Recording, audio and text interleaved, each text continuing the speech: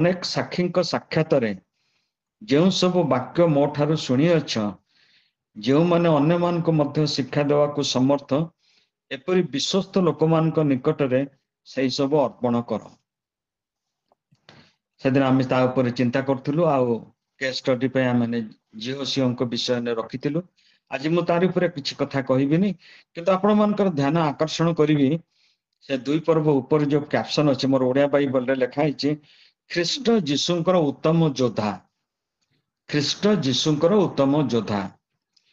ଏ ଚିଠାଉ Paul ଲେଖୁଛନ୍ତି ତାଙ୍କର ଆତ୍ମିକ ପୁତ୍ର ତିମୋଥି ପାଖକୁ। ଏଟା ପୁଣି ଦ୍ୱିତୀୟ ପତ୍ର। ଆଉ ସେଥିରେ ଯେହେତୁ ସେ ଯୁବା ଲୋକ, ତାଙ୍କୁ ଅନେକ ବିଷୟରେ ପରାମର୍ଶ ଦେଇଛନ୍ତି ଆଉ ତାଙ୍କୁ କେତେଟା ଧର୍ମୀୟ ଚିନ୍ତାଧାରା ଭାବନାରେ ତାଙ୍କୁ ଉଦ୍ବୋଧନ ଦେଇଛନ୍ତି, ଯୋଉଟା କି ତାଙ୍କ ପାଇଁ ହିଁ ପ୍ରଯୁଜ୍ୟ କେବଳ ନୁହେଁ, ଆଜି ଆମ ପାଇଁ ସମସ୍ତଙ୍କ ପାଇଁ ପ୍ରଯୁଜ୍ୟ। ସେଥିରୁ ଗୋଟେ ବିଷୟ ଦେଖିବା, ସେଟା ହଉଛି 7 ପଦ। ମୁଁ ଯାହା କହୁଅଛି ତାହା ବିବେଚନା କର, ପ୍ରଭୁ ସମସ୍ତ ବିଷୟରେ ତୁମକୁ ବୁଦ୍ଧି ଦେବେ। We are not sufficient to translate everything for our good. ଆମ ପାଖରେ ପ୍ରଭୁ ଏତେ ଶକ୍ତି ଦେଇନାହାନ୍ତି ଯେ ଆମେ ସମସ୍ତ ବିଷୟକୁ ବୁଝିପାରିବା। ମୁଁ ଯେତେବେଳେ ସ୍ପେଶାଲ କ୍ଲାସରେ ପଢୁଥିଲି ସଣ୍ଡେ ସ୍କୁଲରେ କଟକ ଓଡ଼ିଆ ବାପ୍ଟିଷ୍ଟ ଚର୍ଚ୍ଚରେ, ଆମମାନଙ୍କ ମଧ୍ୟରେ ଜଣେ ଟିଚର ଥିଲେ ଜୟନ୍ତ ଦାସ। ସେ ମଧ୍ୟ ନାହାନ୍ତି, ପ୍ରଭୁ ଯାଇଛନ୍ତି। ସେ ଦିନେ କହିଲେ ମୁଁ ଅନେକ ସମୟରେ ବାଇବଲ ପଢିଲା ବେଳକୁ ବୁଝିପାରେନି। କାହିଁକି ବୁଝିପାରେନି? ହୁଏତ ମୋର ଥେଲୋଜିକାଲ ଜ୍ଞାନ ନାହିଁ କିମ୍ବା ମୋର ସେତେ ପାରଦର୍ଶିତା ନାହିଁ, ଯାହାଫଳରେ ମୁଁ ବୁଝିପାରେନି। କିନ୍ତୁ ମୁଁ ସେଇଠି ରହିଯାଏନି। ସେଇ ପଦ ଉପରେ ହାତ ରଖିକି ମୁଁ ପ୍ରାର୍ଥନା କରେ, ପ୍ରଭୁ ତୁମେ ତୁମର ସମୟରେ ମତେ ବୁଝେଇବ। କହିଲେ ମୁଁ ଆଶ୍ଚର୍ଯ୍ୟ ହୁଏ, ସେଇ ଯୋଉ ପଦ ଗୁଡାକ ଉପରେ ମୁଁ ହାତ ରଖିକି ପ୍ରାର୍ଥନା କରିଥିବି, କୋଉ ନା କୌଣସି ଜାଗାରେ ମୁଁ ସଭା ବା ସମିତିରେ ବସିକି ଶୁଣିଲା ବେଳକୁ କୋଉ ନା ଦାସ ଦାସୀ ତାକୁ ବୁଝେଇବେ। ଆଉ ମୁଁ ମନେ ରଖେ ସେଥିପାଇଁକା ଯେ ଯୋଉଟା ମୁଁ ବୁଝିପାରୁନି, ଦିନେ ପ୍ରଭୁ ମତେ ବୁଝେଇବେ। ଏଇଠି ଆମେ ଦେଖୁଛୁ, ଏଇଟା ତ ଓଡିଆରେ ମୁଁ ପଢିଲି, ମୁଁ ଯାହା କହୁଛି ତାହା ବିବେଚନା କର, କିନ୍ତୁ ଇଂରାଜୀରେ ଅଛି God will give you understanding। ଏ ଯୋଉ ବୁଝିବାର ଶକ୍ତି ବା ବୋଧ ଶକ୍ତି ପ୍ରଭୁ ତୁମକୁ ଦେବେ ଇନ୍ ଏଭ୍ରିଥିଙ୍ଗ।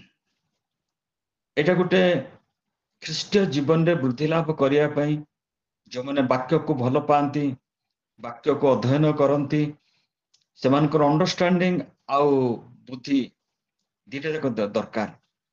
ସରି, ଅଣ୍ଡରଷ୍ଟାଣ୍ଡିଂ ତ ବୁଦ୍ଧି, ଜ୍ଞାନ ଆଉ ବିବେଚନା ଦିଟା ଯାକ ଦରକାର। ତେବେ ଗୋଟେ ଖ୍ରୀଷ୍ଟିଆନର ଜୀବନରେ ଯାହା ଆସେ, ଗୋଟେ ସାଧାରଣ ଲୋକର ଜୀବନରେ ସେ ଆସେ। ଏଟା ମୋର କହିବାର ଉଦ୍ଦେଶ୍ୟ ହଉଛି, ଆମେ ଗୋଟେ ପରିବାର ଭିତରେ ଅଛୁ। ପରିବାର ସହିତ ଆମମାନଙ୍କର କିଛି କିଛି ଅନ୍ୟ ପ୍ରିୟଜନ, ଜ୍ଞାତି କୁଟୁମ୍ବ, ତା ସାଙ୍ଗରେ ଆମମାନଙ୍କର ସମ୍ପର୍କ ସ୍ଥାପନ ହେଇଛି, ବଢି ଉଠୁଛି, ଆହୁରି ବି ବିସ୍ତାରିତ ହଉଛି।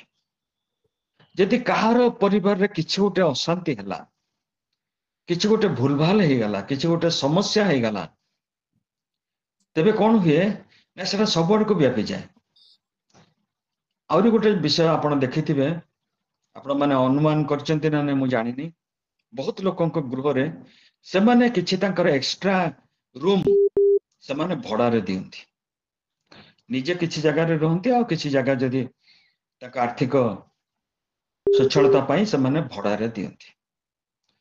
ସେ ଯୋଉ ଭଡାରେ ଯୋଉମାନେ ରହନ୍ତି, ତାଙ୍କର ଜୀବନରେ ବି କିଛି ଥାଏ ସମସ୍ୟା। ଆଉ ଯେତେବେଳେ ସେ ସମସ୍ୟା ଆସେ, ସେ ସଂକ୍ରମିତ କରେ ଏଇ ଯୋଉ ଓନରକୁ ମଧ୍ୟ। ସେମାନେ ଏମିତି ମିଶି ଯାଇଥାନ୍ତି ଯେମିତି ସେ ଭଡାଟିଆଙ୍କର ଯୋଉ ସମସ୍ୟାଟା ଏମାନଙ୍କୁ ମଧ୍ୟ ସେଇଟା ସମସ୍ୟା ହେଇଗଲା ପରେ। ମୁଁ ଠିକରେ ବୁଝେଇ ପାରିଲି କି ନାହିଁ ମୁଁ ଜାଣିନି, ବହୁତ ଜାଗାରେ ଦେଖିଛି।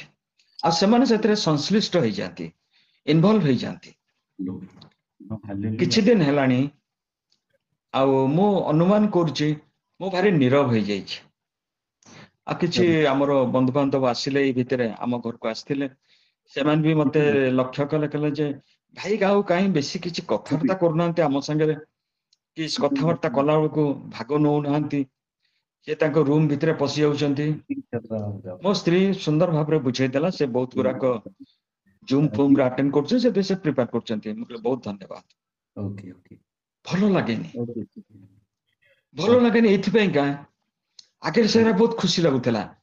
କାହାର ବିଷୟରେ ଗୋଟେ ଯଦି ଆମ ଘରକୁ କିଏ ଲୋକ ଆସିଲେ ଆମେ 3-4 ଜଣ ହେଇଗଲୁ ଆଉ ତାଙ୍କ ବିଷୟରେ ଡିସ୍କସନ କରିବା ପାଇଁ, ମଜା ଉଡେଇବା ପାଇଁକା, चल रहा है बात ଥଟ୍ଟା ମଜା କରିବା ପାଇଁକା, କ୍ରିଟିସାଇଜ କରିବା ପାଇଁ ବହୁତ ବଢିଆ ଲାଗେ। I was enjoying. ତାଙ୍କର ଭୁଲ ବାହାର କରିବା, ସେ ପାଷ୍ଟରଙ୍କ ଭୁଲ ବାହାର କରିବା, ସେ ଅମୁକ ଲୋକର ଭୁଲ ବାହାର କରିବା, ଦେଶର ପ୍ରଧାନମନ୍ତ୍ରୀଙ୍କ ଭୁଲ ବାହାର କରିବା, ଇତ୍ୟାଦି ଇତ୍ୟାଦି ଇତ୍ୟାଦି। ଏଗୁଡାକ ଏତେ ଆନନ୍ଦ ଦିଏ। ମୁଁ ଏବେ ଦେଖୁଛି ମୋର ସେଗୁଡାକ ବର୍ତ୍ତମାନ ଏଥିପାଇଁକା ବହୁତ ଦୁଃଖଦାୟକ ମତେ ଲାଗୁଛି, କଷ୍ଟ ଲାଗୁଛି। ମୋ ପାର୍ଟିଟାକୁ କାହିଁକି ବ୍ୟବହାର କରୁଛି, ମୋ ଏନର୍ଜି, ମୋର ଶକ୍ତିକୁ କାହିଁ ଅପଚୟ କରୁଛି। ଯେତେବେଳେ ତାରି ଉପରେ ମୁଁ ମେଡିଟେଟ୍ କରୁଥିଲି, ହଠାତ୍ କିନା ଏଇ 2 ତିମୋଥୀ ବିଷୟରେ ମୋର ଚିନ୍ତା ଆସିଲା, ଯୋଉଟା କି ଆପଣ ମାନଙ୍କ ସାଙ୍ଗରେ ମୁଁ ସେୟାର କରିବା ପାଇଁ ଚାହୁଁଛି। ଆଉ ସେଇଟା ହଉଛି ଆପଣ ମାନେ ପାଇବେ ସେଇ 2 ପର୍ବର 22 ରୁ ଆଗକୁ ଯିବା। କିନ୍ତୁ ମୁଁ ପଢିଦଉଛି, କିନ୍ତୁ ତୁମେ ଯୌବନ କାଳର ଅଭିଳାଷରୁ ପଳାୟନ କରି ଯେଉଁମାନେ ସୂଚି ହୃଦୟରେ ପ୍ରଭୁଙ୍କ ନିକଟରେ ପ୍ରାର୍ଥନା କରନ୍ତି, ସେମାନଙ୍କ ସହିତ ଧାର୍ମିକତା, ବିଶ୍ୱାସ, ପ୍ରେମ ଓ ଶାନ୍ତିର ଅନୁଗାମୀ ହୁଅ। ଏଇଥିରୁ ଆମେ ବୁଝୁଛୁ, ଏ ପଦରୁ ଆମେ ବୁଝୁଛୁ ତିମୋଥୀ ସେ ଥିଲେ ଯୌବନ ଅବସ୍ଥାରେ ବା ଯୌବନ କାଳର ଅବସ୍ଥାରେ ସେ ଥିଲେ, ଯେ ସେଇଥିପାଇଁକା ତାଙ୍କର ଆତ୍ମିକ ପିତା ପାଉଲ ତାଙ୍କୁ ଲେଖୁଛନ୍ତି ଯେ ତୁମେ ପଳାୟନ କର। କାହିଁକି? ବହୁ ସମୟରେ ପାପକୁ ତୁମେ ପ୍ରତିରୋଧ କରିବା ପାଇଁକା ବି ଲେଖା ହେଇଛି, କିନ୍ତୁ ଏଠି ଆଉ ପ୍ରତିରୋଧ କରିବା ପାଇଁ ଲେଖା ହେଇନି, ଏଠି ଲେଖା ହେଇଛି ପଳାୟନ କର। କାରଣ ସେଟା ଏଭଳି ଜିନିଷ, ଯୌବନକାଳୀନ ଅଭିଳାଷଟା ଏଭଳି ଜିନିଷ, ତମେ କେବେ ହେଲେ ତାର କୌଣସି ଭାବରେ ପ୍ରତିରୋଧ କରିପାରିବନି। You will fall into the trap. ଆଜି ତ ଏଇ ଅଳ୍ପ ସମୟ ଭିତରେ ଏତେ ବୁଝେଇ ହବନି, ହିତୋପଦେଶରେ ଆପଣ ପଢିବେ। ଆଉ ସେଟାକୁ ଗୋଟେ ମେଟାଫୋରିକାଲି ତାକୁ ଲେଖା ହେଇଛି, ଗୋଟେ ସ୍ତ୍ରୀ ଲୋକ କେମିତି ବହୁତ ଲୋକଙ୍କର ସେ ଜୀବନ ନେଲାଣି, କେତେ କେତେ ଲୋକ ଆସୁଛନ୍ତି, ସମସ୍ତେ ତାର ଫାନ୍ଦରେ ଜାଲରେ ପଡୁଛନ୍ତି। ଅର୍ଥାତ୍ ପାପ କହିଲେ ବ୍ୟଭିଚାର ପାପ। ଏଇ ବ୍ୟଭିଚାର ପାପ ମଣିଷକୁ ଅପବିତ୍ର କରେ। କିନ୍ତୁ ଏଇଠି ଆମେ ଦେଖୁଛୁ ଯୋଉ ପାପ, ତାପରେ ଆମେ ଦେଖିବା 23 ପଦର ଆମର ହଉଛି ଆଜି ମେନ୍ ଟପିକଟା, ନିର୍ବୋଧ ବିତଣ୍ଡା ବାଦାନୁବାଦ ଯେ ବିରୋଧ ଜନ୍ମାଏ, ଏହା ଜାଣି ସେଇ ସବୁ ଅଗ୍ରାହ୍ୟ କରେ। ଆପଣ ଦେଖିବେ କୌଣସି ଜାଗାରେ ଯଦି ଡିବେଟ୍ ହଉଛି ବା ଏଇ ଟିଭିର ପରିଚାଳକ ମାନେ, ସେମାନେ କଂଗ୍ରେସରୁ ଜଣକୁ ବସେଇ ଦେଇଥିବେ, ବିଜେଡିରୁ ଜଣକୁ ବସେଇ ଦେଇଥିବେ, ବିଜେପିରୁ ଜଣକୁ ବସେଇ ଦେବେ, ତାପରେ ଗୋଟେ ସବଜେକ୍ଟ ଦେଇଦେବେ, ତାଙ୍କ ଭିତରେ ପିଟାପିଟି ମାଡ଼ ପିଟାପିଟି ହେଲା ପରିକା କଥାବାର୍ତ୍ତା, କେହି କାହା କଥାକୁ ସମ୍ଭାଳୁ ନଥିବେ, ଇଏ କହି ପକଉଥିବ, ସେ କହି ପକଉଥିବ, ସେ କହି ପକଉଥିବ, ସେ ଚାଲିଥିବ ଗୋଟେ ପାଲା। ଅର୍ଥାତ୍ ମୁଁ ଯାହା କହୁଛି ଠିକ, ତୁ ଶୁଣ, ସେ କହୁଥିବ ନାଇଁ ମୁଁ କହିଲା ବେଳକୁ ତମେ କହୁନଥିଲ, କାହିଁ ଅକା କହିଲ। ଏମିତି ଏଇ ସିନ୍ଟା ନିହାତି ଆପଣ ଦେଖିଥିବେ। ତାକୁ ସେଇ ସମୟରେ ପାଉଲ ଭାବିଛନ୍ତି ଏଇଟା ତାଙ୍କ ଆତ୍ମିକ ପୁଅକୁ କହିଦେବେ ଯେ ନିର୍ବୋଧ ଯୋଉମାନଙ୍କର ବୋଧର ଶୂନ୍ୟ, ଯୋଉମାନଙ୍କର ମୂର୍ଖ, ଯୋଉମାନେ ସେମାନଙ୍କର ମାନସିକ ସ୍ଥିତି ଗୋଟେ ବୋଧହୀନ ଲୋକ ପରିକା, ନିର୍ବୋଧ ବିତଣ୍ଡା ବାଦାନୁବୋଧ ଯେ ବିରୋଧ ଜନ୍ମାଏ, ଏହା ଜାଣି ସେଇ ସବୁ ଅଗ୍ରାହ୍ୟ କର। ବିରୋଧ ଜନ୍ମାଏ ମାନେ ଆମ ଭିତରେ ଗୋଟେ ସୃଷ୍ଟି ହୁଏ ଆଙ୍ଗର ବା ଗୋଟେ ରାଗ ଭାବ ଆସେ। ମୋ କଥା ଉପରେ ସେ କଥା କହୁଛି, ମୋ କଥାକୁ ସେ ମାନିବାକୁ ନାରାଜ, ମୁଁ ଯେତେ ଯାହା କହିଲେ ବି ଶୁଣିବାକୁ ସେ ନାରାଜ, ମୁଁ ସାବ୍ୟସ୍ତ କରିକି ଦେଖେଇବି ମୁଁ ଯାହା କହୁଛି ଠିକ କରୁଛି। ଯେତେବେଳେ ଠିକ ଫଳଟା ଓଲଟା ହେଇଯାଏ, ସେ ସାବ୍ୟସ୍ତ କରିକି ଦେଖେଇ ଦିଏ ଯେ ସେ ଯାହା କହୁଛି ଠିକ ଅଛି ବୋଲିକା, ତାପରେ ଅବସ୍ଥାଟା ବଡ ସାଂଘାତିକ ହେଇଯାଏ। କିନ୍ତୁ ଆମେ ଜାଣିବା ଏଇ ସବୁରେ କିଛି ଆମର ଭାଗ ନବାର ଦରକାର ନାହିଁ। ନିଜେ ପାଉଲ ସେଇଟା ତାଙ୍କର ଆତ୍ମିକ ପୁଅକୁ ଏକଥା ପାଇଁ କହୁଛନ୍ତି, गोटे ख्रीष्टीय विश्वासी जे ख्रीष्टीय जीवन रे वृद्धि लाभ करुचे तार ग्रोथ होची से ग्रोथ को सेटा कोन हबो ना इनहिबिट करियो माने सेटा को बंद कर दबो आ सेति बेका सेटा चेते दउचंती से गोरा भाग दियोनी तम भितर गोटे प्रोटेस्ट भाव चली आसीबो आ सेटा आसी गले कोन हबो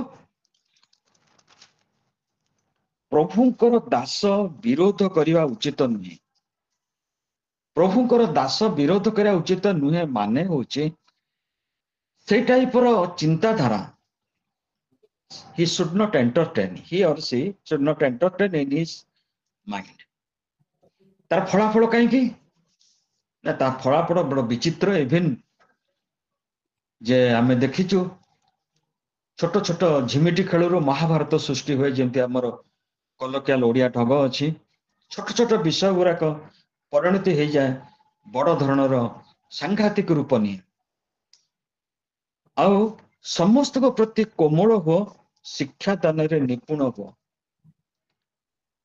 गोटे सुंदर विषय एठारे पाउल तिमोथी को कहउचंती कोमल होबाटा एते सहज नुहे वेरी डिफिकल्ट से डिफिकल्ट विषयटा करिया पे शिक्षा कौन सी विषय न शिखिकी आमे जीवन रे प्राप्त हो पारिबानी कहीं ना शिखिबा होची आमानकर आत्मिक जीवन रे वृद्धि रे सहाय्य कर निजे जीसु भी कहले कम अनटू मी मो पाखक आस लर्न ऑफ मी मो ठारू शिख मोर मन पड़े बहुत 30 वर्ष धरी के ज्योतिर्बसु वेस्ट बेंगल चीफ मिनिस्टर थिले सब longest period Bodhe I think से समय कांग्रेस रो पता फता नथिला वेस्ट बेंगल राजीव गांधी थिले से समय को प्राइम मिनिस्टर से आस्थिले आ समस्त खर्च हमर जेबी पटनायक जानकी बोले पटनायक ओडिसा रो नेकी सेठी कैंप करथिला आ सेठी बड्ड सभा करके जाके सक्सेस कले जेते बेले सरी गला सभा लोक माने काहा को नेकी पचेरिया कथा स्पीकर को पचेरिया कथा सब जर्नलिस्ट माने भाई भी नेकी आसी गले ज्योतिर्बसु को पचेरिया पे आ से सब भिन्न भिन्न समाज माने कागज रो भिन्न भिन्न जर्नलिस्ट माने प्रबल भाव में भिड़ आ ज्योतिर्बसु को पचारुचंती जे आपण को मतामत कौन कारण सरकार कम्युनिस्ट पार्टी ज्योतिर्बसु बहुत इंटेलिजेंट लोक बहुत ज्ञानी लोक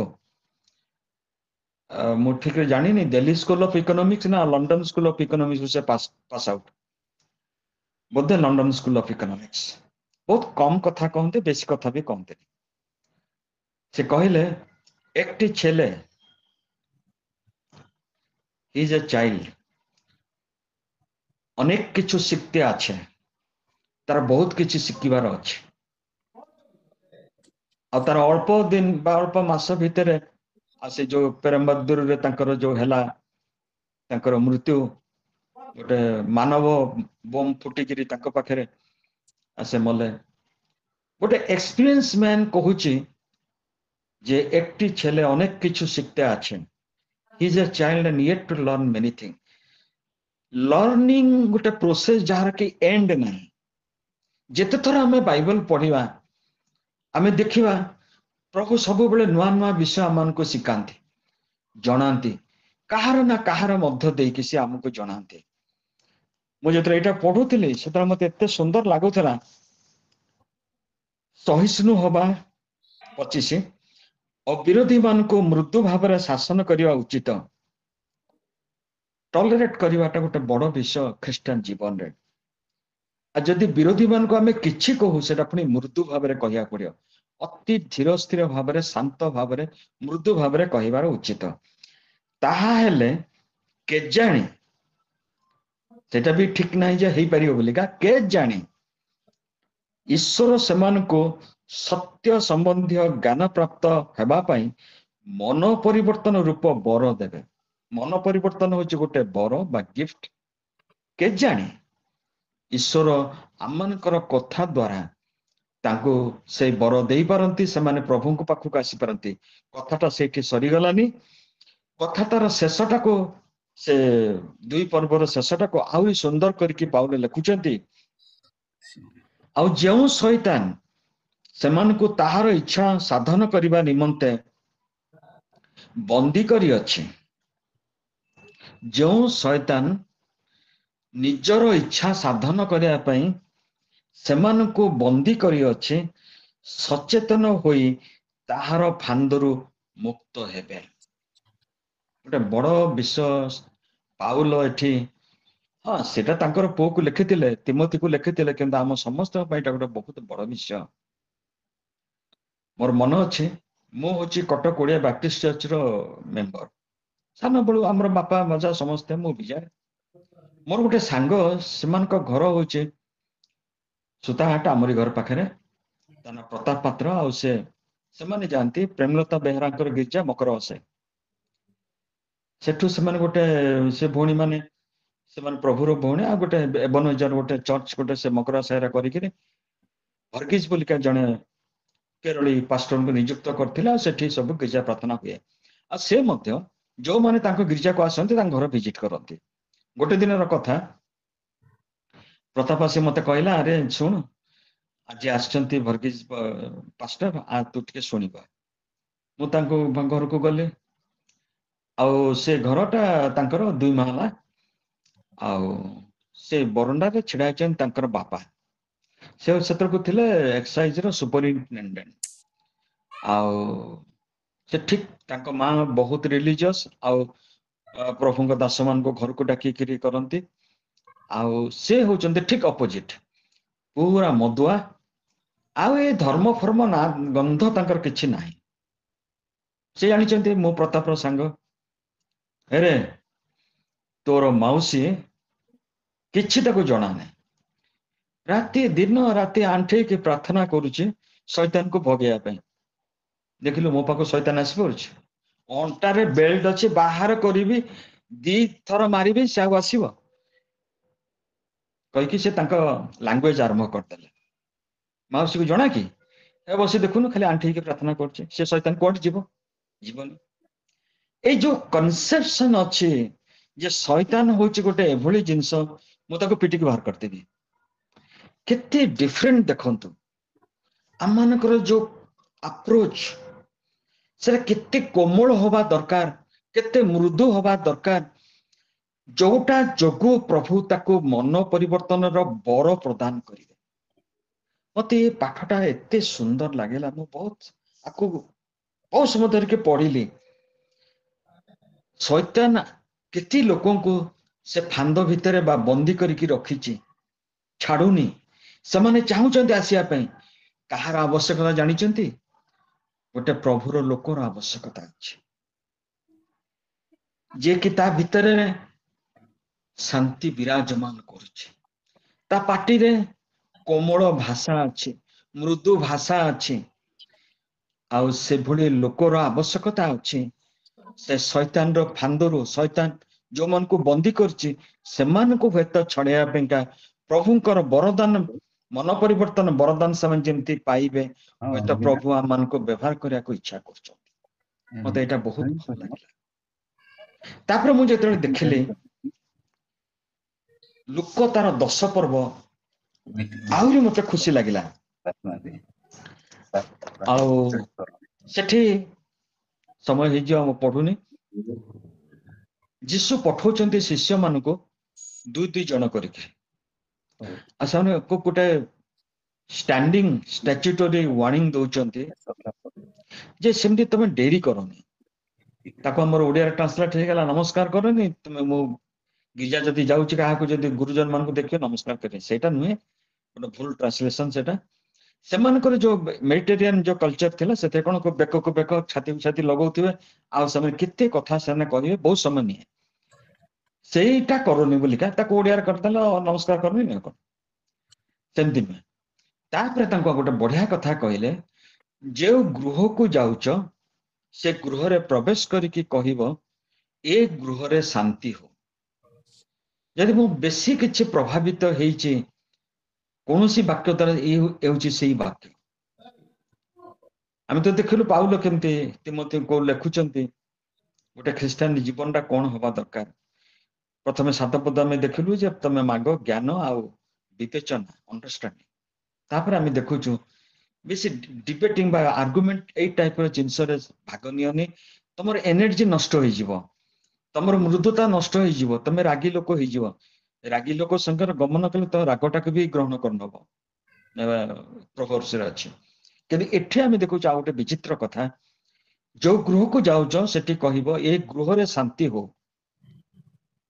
एटा तो किछि विचित्र नुहे मु कहले जा करू गली कहली हां एटा आशीर्वाद को करंतु किंतु ता परर कथा होछि विचित्र जदि से गृह रे शांतिर कोनोसी लोक नथाए शांतियुक्त मना लोक जदि नथिबो से शांति कहा ऊपर अधिष्ठान करबनी से पळि आसीबो एटा मते बेसी आश्चर्य लागिला ने शांतिटा कोन गोटे मनीष हो गेला ना गोटे स्पिरिट हो गेला से बुलिबो देखिबो जे को लोक शांति रे नाही से पळि आसीबो पुनी जाउ लोक ताको प्रोनाउंस करता ता पाखु पळि आसीबो मते एटा बेसी आनंद लागिला प्रिय भाई भणी माने जेतरा हमें आंको कथा देखिबा इस्राएल लोक मानक कथा देखिबा सेते बेले मध्य गणना तार 6 पर्व रे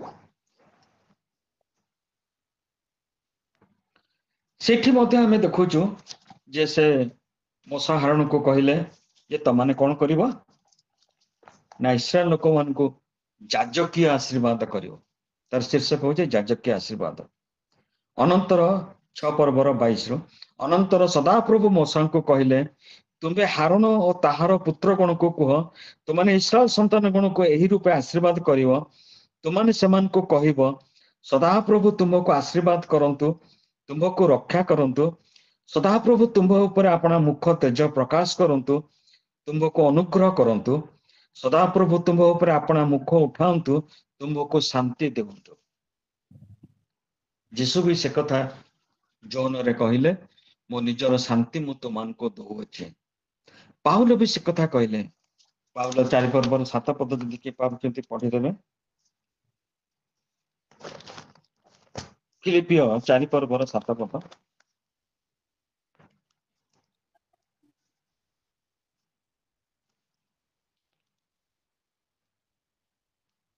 ठीक अछि मु द सतपद पीस हां सेतिरे समस्त बोधर अगम जे ईश्वरଙ୍କ शांति ताहा तुमମାନଙ୍କର हृदय और मन को ख्रीष्ट जीशुଙ୍କ सहभागितारे सुरक्षा करी रखिबो आमेन आउ थरे शेषटा पढंत सुनि हला ख्रीष्ट जीशुଙ୍କ द्वारा ताहा तुमମାନଙ୍କର हृदय और मन को ख्रीष्ट जीशुଙ୍କ सहभागितारे सुरक्षा करी रखिबो एटा होचे ओडिया ट्रांसलेशन इंग्लिश रे गोटे ट्रांसलेशन ता मु पढुतिली गैरिसन वाल कहले युद्ध रे जो योद्धा माने बा सैन्य माने ताको जो छाउनी हुए ताको चारिपटे गोटे सुदृढ़ वाल थाए आ जोटा कि ताको सेटा निर्भर से बास करि परिबे गोटे शत्रु सहजरे पसी आसी परिबनी ताकंती गैरिसन वाल जे जीशुଙ୍କର जो शांति सेटा हमर हृदय मन को से ख्रीष्ट जीशु रे ताको से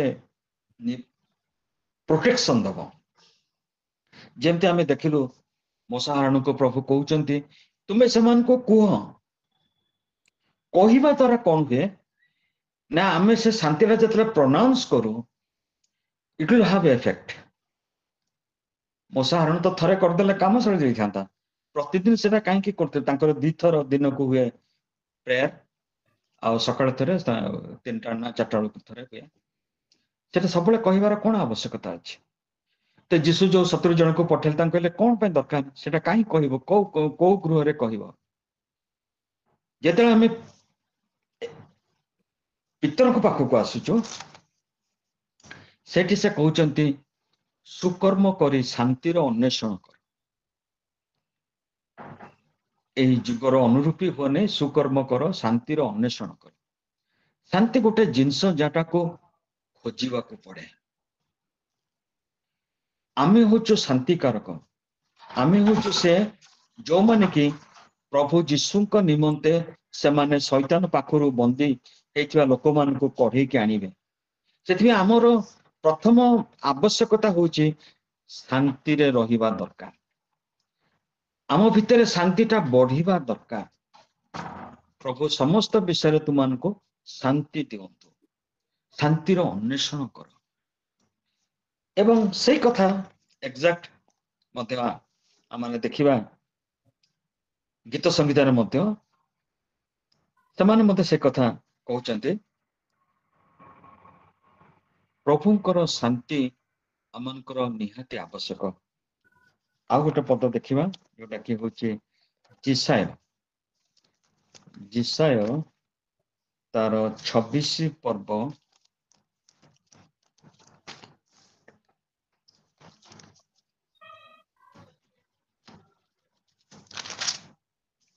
हाँ जिसाय तार 26 पर्वर 3 पद जार मन तुम्हारे स्थिर थाए ताहाकु तुम्हें संपूर्ण शांति रे रखिब, कारण से तुम्हारे निर्भर रखे। संपूर्ण शांति रे रहिबार अर्थ होचे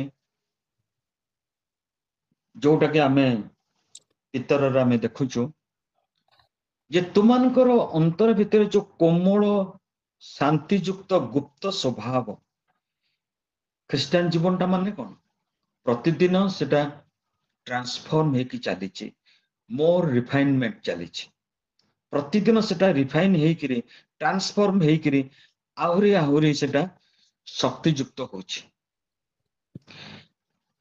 एठी आमे देखुचु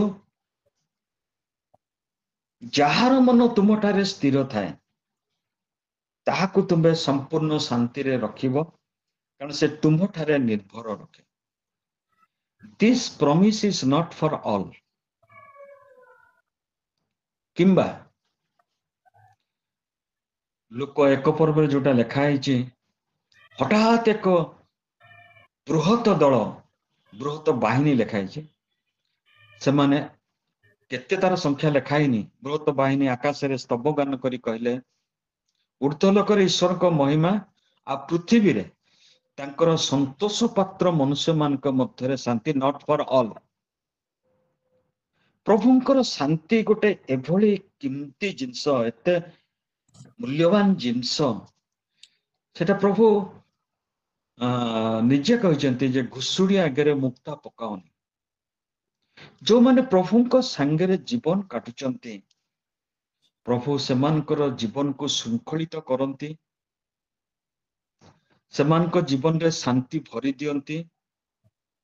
फिलिपियर जेमती लेखाला पाउल लिखुचंती तुमानकर हृदय मन को से कौन करिवो ना ग्यारिसन वाल परिका रक्षा करिवो, सुरक्षा करिवो।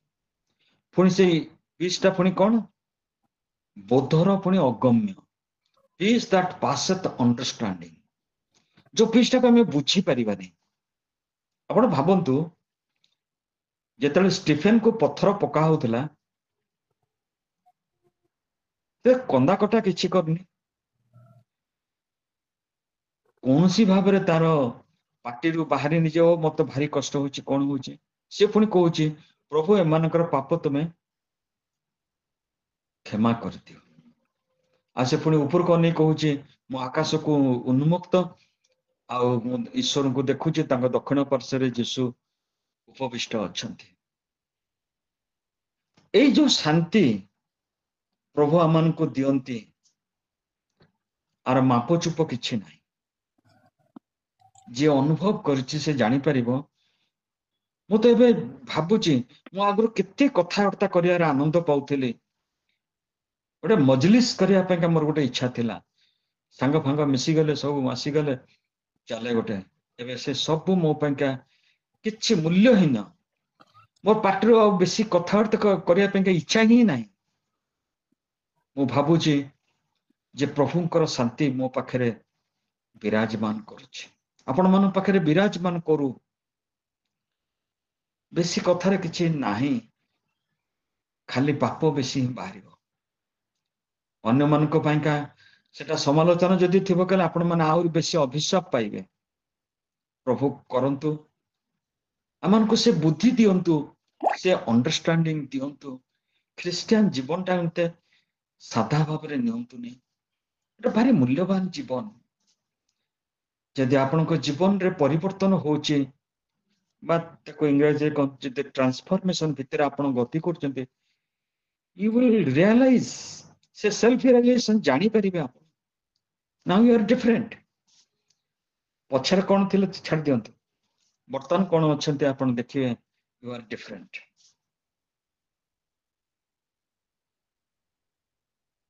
बेसी किछि मु बुझेई पारलिनी मु निजे फील करछे